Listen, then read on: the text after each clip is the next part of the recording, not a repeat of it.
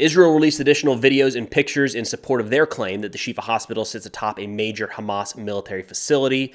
Reporters made their way on scene and gave their opinion as to what has been uncovered so far.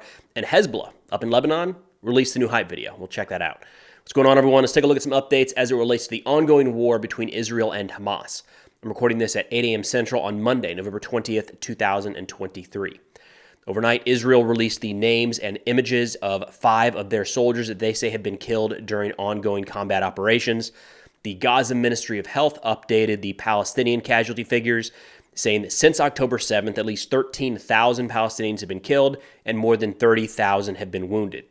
Again, of note, the Gaza Ministry of Health information is at the very least vetted by Hamas before released to the public. The IDF additionally says that during the course of operations in Gaza in the past 24 hours, their airstrikes were able to kill 3 Hamas company commanders, and Hamas says that on their end, they were able to completely or partially destroy 29 different Israeli vehicles.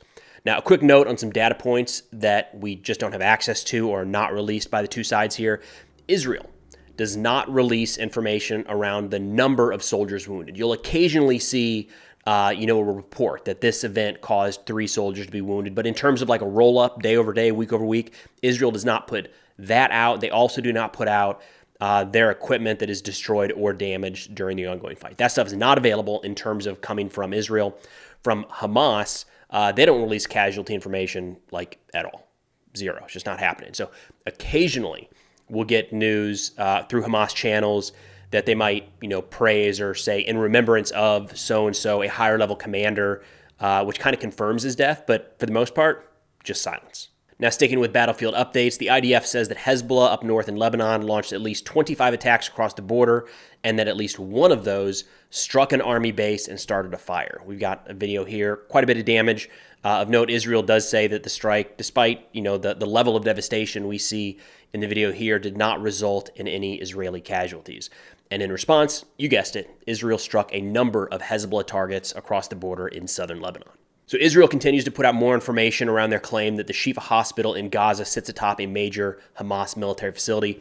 Yesterday, they put out the first video from inside one of those tunnels. I'll go ahead and play it here. And CNN overnight was able to get access to that area and investigate some of those claims.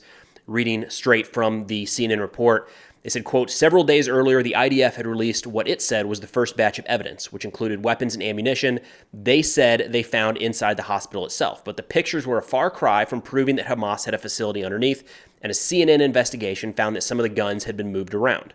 The discovery of the tunnel shaft the next day was more compelling, showing an entrance to something underground. But even then, it was unclear what it was or how far down it went. This is what everyone has been trying to understand. It is arguably the most compelling evidence thus far that the IDF has offered that there may be a network of tunnels beneath the hospital. It is not established without a doubt that there is a command center under Gaza's largest hospital, but it is clear that there is a tunnel down below. Seeing what connects to that tunnel is absolutely critical. As is so rarely the case in the Israeli-Palestinian conflict, this answer truly is black and white. Either there is an underground series of tunnels beneath the hospital, or there is not, end quote.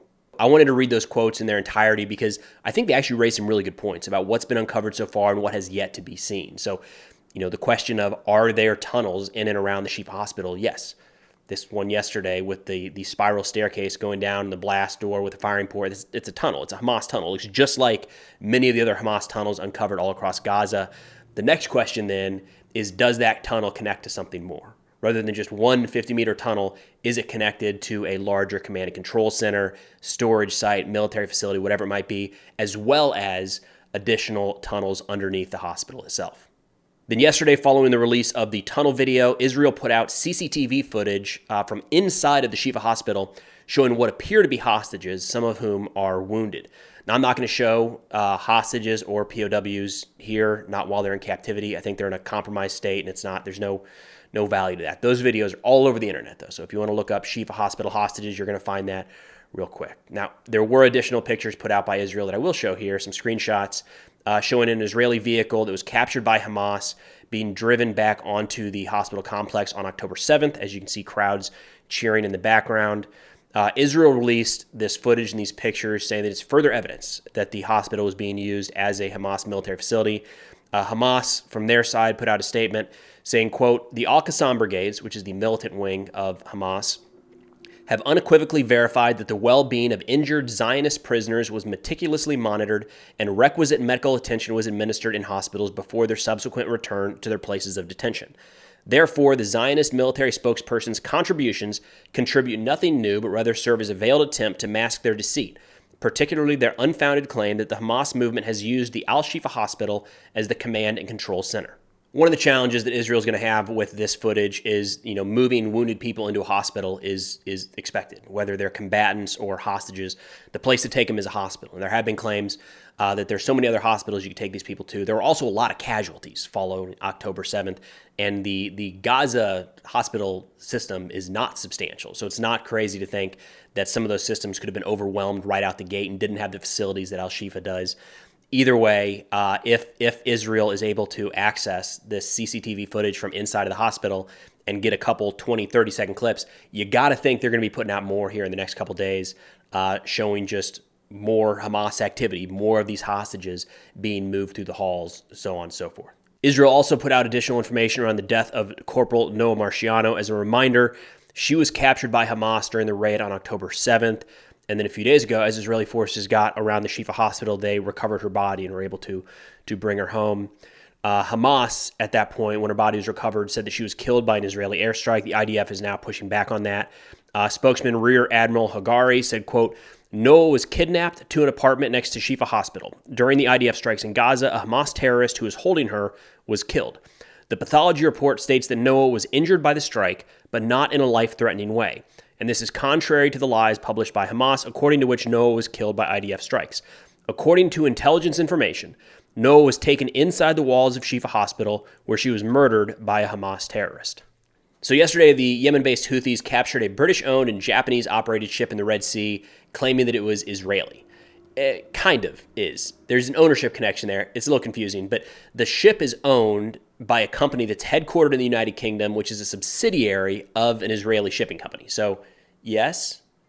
But anyways, the pirates, the Yemen pirates in this case, the Houthi pirates, were able to take 25 crew members hostage, and they released a video of the incident that I'll go ahead and show here. Just prior to taking this ship, the Houthis put out a statement saying that they will target all of the following types of ships.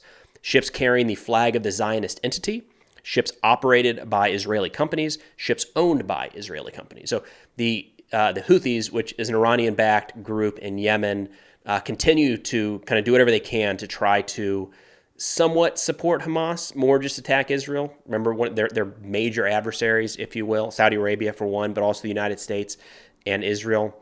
Following the capture of the ship, in case there was any question, after the video was released, the Yemeni Armed Forces put out a statement saying the naval forces of the Yemeni Armed Forces, with the help of God Almighty, carried out a military operation in the Red Sea, the results of which were the seizure of an Israeli ship and taking it to the Yemeni coast. The Yemeni Armed Forces deal with the ship's crew in accordance with the teachings and values of our Islamic religion. Then heading up north to Lebanon, Hezbollah released the new hype video, I think is the best way to put it. A mixed bag here. There's some old combat footage, some new combat footage, a lot of, there's like some CGI almost, a lot of training footage, but interesting. The reason I wanted to show this is I still think today there's a lot of talk about will Hezbollah join the war from the north, and that's a major concern. It's a major concern for Israel. I think a lot of times folks look at Hezbollah and they view them in the same vein as like a small insurgent organization, like Hamas to a degree. But that's just not the case. Hezbollah, it's a significant military organization with quite a bit of combat experience, recent combat experience. So really since 2014, there have been Hezbollah fighters moving in and out of Syria fighting in that civil war. So, they've got the equipment, they've got the experience, and they've got the desire to strike Israel whenever they have the opportunity to do so.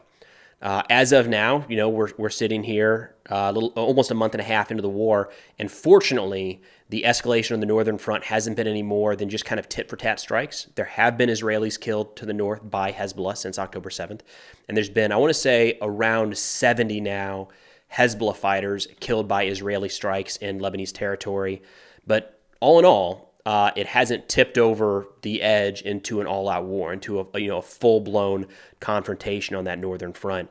However, that is something that we have to keep an eye on. Oh, there we go. The gliders coming in, kind of taken from Hamas's playbook there. But anyways, it's an area worth keeping an eye on. Hezbollah continues to praise their attacks on Israeli targets, and if this war is going to escalate in the near term, it's likely to be to the north with Hezbollah. But that's all I got for now. Of course, if interested in national security subjects, be sure to check out the sit reps I put out on Substack. Link is in the description below. Substack also now includes ad-free, sponsor-free videos published about 1 hour before they go live on YouTube. But thanks for watching. I'll see y'all next time.